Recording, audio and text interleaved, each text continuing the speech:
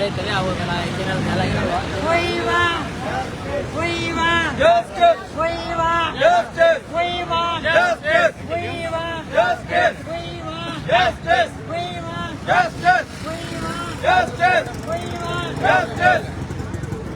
दिल न लायो दोस्तो बंद आए अञा अॻु भरो न थकिया हुआसीं न थकिया आहियूं न थकबासीं जेसीं ताईं असांजा मुतालबा नथा मञिया वञनि असां पोइ हिते न हटंदासीं छो जो असांजा मुतालबा जाइज़ ऐं वाज़े ऐं चिटा आहिनि असां IBA जे थ्रू वैलिड क्वालिफाइड कैंडिडेट आहियूं IBA जे थ्रू जज अपॉइंट थी सघनि था IBA जे थ्रू डॉक्टर अपॉइंट थी सघनि था पर 27 किले जी नौकिरी ग़रीब जे ॿार खे न थींदी छो इंसाफ़ न आहे इंसाफ़ न आहे छो भला हिक स्टेट में ॿ कानून इहो किथां जो कानून हिक स्टेट में ॿ कानून माटली मां हूंदी आहे ॿिनि वक़्तनि जी मानी ॾींदी आहे बाबा पर स्टेट असांजे बचनि जे निवारे विच में ठेकेदारियूं करे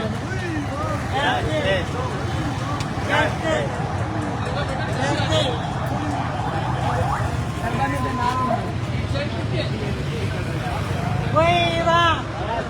Viva!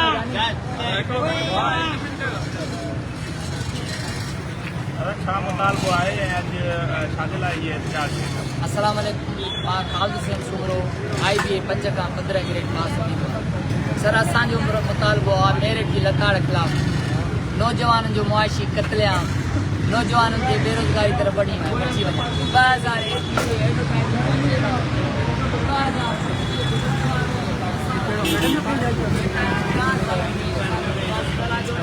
इन ग़रीब जे ॿारनि खे की गंदीअ सां लॻाइणो असांजो साफ़ ऐं चिटो मुतालबो आहे जीअं PhD GST वारनि खे तव्हां बग़ैर इंटरव्यू जे बग़ैर ग्रेडिंग पॉलिसी जे बग़ैर फर्दर रिक्वायरमेंट जे 14 ग्रेड जी नौकिरी ॾिनी असां बि ईअं चाहियूं था त असां ग़रीब जे ॿारनि खे इंसाफ़ मिले असां ग़रीब जे ॿारनि खे नौकिरियूं मिलनि 4 सालनि खां रोड ते दरबदर करण खां पोइ बि असांखे इंसाफ़ नथो मथां असां ग़रीब जे ॿारनि जे मथां इहो ज़ुल्म कयो थो वञे त एज रिलैक्सेशन वारो जेको सिस्टम आहे उहो असांजे मथां लागू कयो थो वञे जॾहिं त सुप्रीम कोर्ट जो वाज़े ऐं चिटो नोटिफिकेशन निकितल आहे त 43 सालनि ताईं सिंध जो नौजवान वैलिड आहे अप्लाई करण लाइ पर सिंध जो पोर्टल असां कैंडिडेट खे जंहिंमें सिंध जा नौजवान 33 सालनि खां पोइ अप्लाई नथा करे सघनि जॾहिं त ऐवाननि में जेके आला ऐवाननि में मेंबर वेठा आहिनि सिंध असेंबलीअ में वेठा आहिनि नौजवान सिंध असेंबलीअ में जेके असांजा आला ऐवाननि में वेठा आहिनि उहे 80 सालनि जा आहिनि उहे असां नौजवाननि जो फ़ैसिलो करे सघनि था पर 33 सालनि जो नौजवान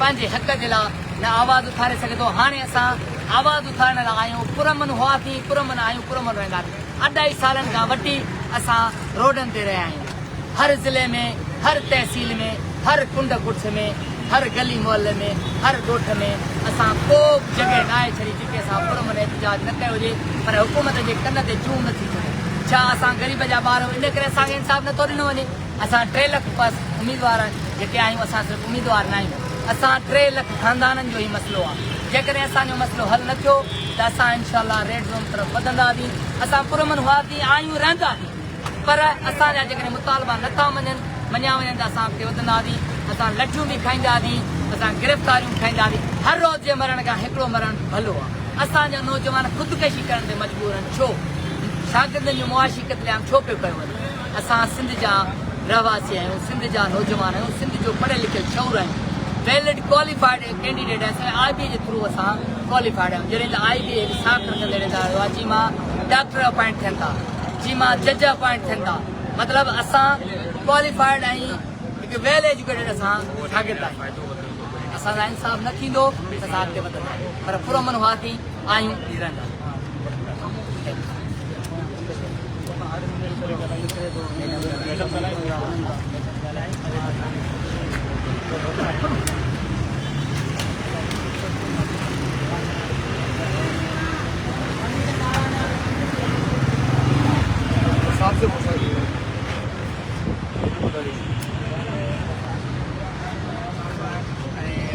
कैंडिडेट 7 का 5 का 15 ये केतिरा कैंडिडेट आहिनि ऐं घणे सालनि खां नौकरी न मिली IBA टेस्ट पास 5 खां 15 वारा तकरीबन 3.5 लाख के करीब पास उम्मीदवार आहिनि जेके मैट्रिक इंटर ऐं ग्रेजुएशन कैटेगरीज़ में टेस्ट पास कई जेका IBA 2023 में टेस्ट वरिती हुई।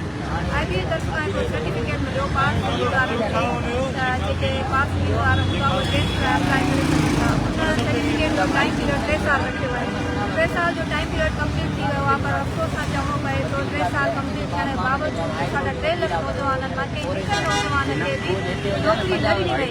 जेका 72 अरब चालान क़ीमत में नौजवाननि फीसूं जमा करायूं, गवर्नमेंट फीसूं बि वरितियूं। IBA डिपार्टमेंट टेस्ट वरिती, हिकिड़ो IBA वॾो डिपार्टमेंट आहे जंहिंमें जेको आहे जज बि अगरि टेस्ट पास कनि था त उन्हनि खे बि नौकरी ॾिनी वञनि थियूं। कोई बि जेका नौकरी अचे थी IBA खे हिकिड़ो ठीको ॾिनो वञे थो, छो जो IBA इदारो हिकिड़ो ठीकेदारीअ वारो जेको आहे किरदारु अदा करे थो। सिंध गवर्नमेंट अनाउंसमेंट करे थी ऐं IBA टेस्ट वठे पियो, त जॾहिं हुननि जो खज़ानो ख़ाली थींदो आहे त उहे टेस्टूं नयूं अनाउंस कंदा आहिनि। जॾहिं सिंध गवर्नमेंट खे नौकरियूं न आहिनि ॾियणियूं नौजवाननि खे ऐं या पैसनि जे बदिले में नौकरियूं ॾियणियूं आहिनि, त वाज़े जेके पॉलिसीज़ सिंध गवर्नमेंट पंहिंजूं करे त बाबा असां हेतिरनि लखनि में हिन ग्रेड जी नौकरी ॾींदासीं। अगरि नौकरियूं पैसनि में ई ॾियणियूं आहिनि, छो जो माज़ीअ में बि नौकरियूं पैसनि में ई हलियूं आहिनि, उन्हनि जा रेट लॻा आहिनि, का 50 लख में, का 60 लख में, का 10 लख में नौकरी ग्रेड जे हिसाब सां ॾिनी वई आहे।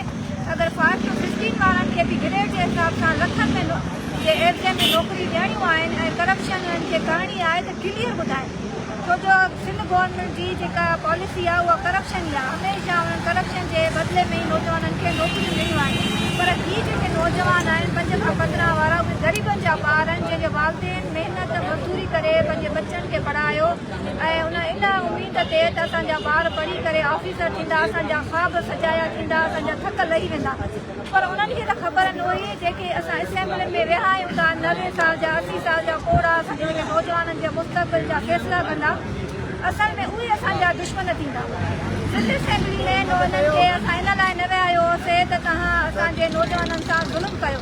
सिंध गवर्नमेंट एॾियूं सख़्तु पॉलिसीज़ जोड़े छॾियूं आहिनि नौजवाननि जे लाइ, त ग्रेडिंग पॉलिसी बि नौजवाननि लाइ रखी वई आहे, कुक लाइ बि ग्रेडिंग पॉलिसी आहे, कुक लाइ बि इंटरव्यू पॉलिसी आहे। त सिंध गवर्नमेंट जी इहा पॉलिसीज़ असांजी सम्झ खां ॿाहिरि आहिनि त सिंध जे पढ़ियल लिखियल नौजवाननि सां, ग़रीब जे बच्चनि सां एॾो ज़ुल्म छो थो करे।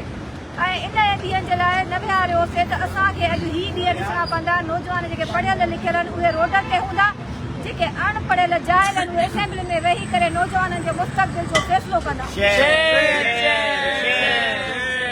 अॼु पूरी सिंध खां नौजवान जेको मुतालबो खणी आया आहिनि, सिंपल मुतालबो आहे त असांखे बग़ैर इंटरव्यू बग़ैर ग्रेडिंग जे मेरिट जी बुनियाद ते ऑफर ऑर्डर ॾिना वञनि। छो जो तव्हां ॾिसो सिंध गवर्नमेंट जी का हिकु पॉलिसी न आहे, उनखे पाण सम्झ में नथो अचे। सिंध गवर्नमेंट पाण बोखलाहट जो शिकार आहे। कॾहिं एज जो मसइलो ॼाणाइनि था, कॾहिं नई एड जेका ॾियनि था, वरी अगरि उहा जंहिं महिल एड अचे थी उन वक़्तु कहिड़ो एज जो मसइलो न आहे, जंहिं महिल जॉब जो मसइलो अचे थो त उन महिल वरी एज जो मसइलो पेश कनि था त बाबा हीअ जेको आहे अहल न आहे। जॾहिं तव्हां टेस्ट वठो था 42 वारनि खां, 33 वारनि 34 वारनि खां, त उहो टेस्ट ॾियण लाइ अहल आहे, ऐं जॾहिं जॉब लाइ उहो अप्लाई करे थो उहो न अहल आहे। त मूंखे ॿुधायो इहा कहिड़ी पॉलिसी आहे। जॾहिं तव्हां एड ॾियो था इन मतिलबु इहो आहे त तव्हां सिर्फ़ु खज़ानो भरणु चाहियो था, नौजवाननि खे नौकरियूं नथा ॾियणु चाहियो, ऐं तव्हांजो हिकु ई मक़सदु आहे त सिंध जा पढ़ियल लिखियल नौजवान रोडनि ते हुजनि ऐं तव्हां पंहिंजो करप्शन जो बाज़ार गरम करे वेठा हुजो।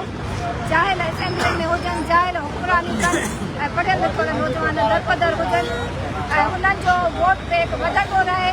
छो जो जॾहिं नौजवान पढ़ियल लिखियल कंहिं पोज़ीशन ते पहुचंदा त हुक्मराननि जे गिरबान खां छिके करे उन्हनि खां सवाल कंदा, उन्हनि खां पंहिंजो वोट घुरंदा। मुतालबो छा आहे? असांजो सिंपल मुतालबो आहे त असांजो ग्रेडिंग पॉलिसी ऐं इंटरव्यू पॉलिसी ख़तमु कई वञे, टॉप टू बॉटम मेरिट जी बुनियाद ते नौजवाननि खे ऑफर ऑर्डर ॾिना।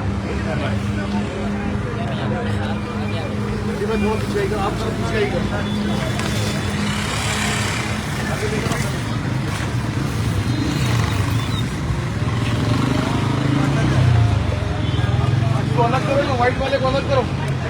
व्हाइट वाला नहीं है, अच्छा थोड़ा पीछे अब आओ क्या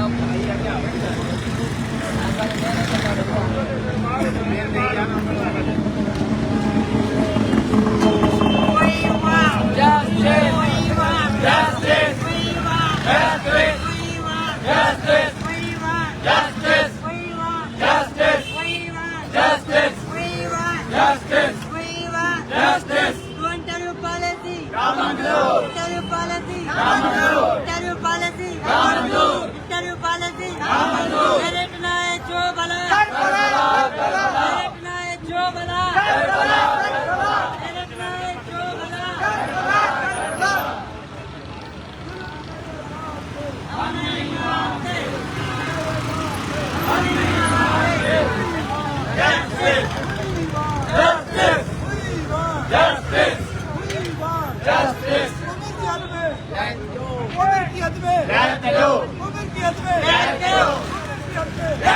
interview policy grading policy grading policy interview policy interview policy grading policy जुल्म के इल्जाम पे हम नहीं मानते, जुल्म के इल्जाम पे हम नहीं मानते। इंसाफ ना है जो बना कर दो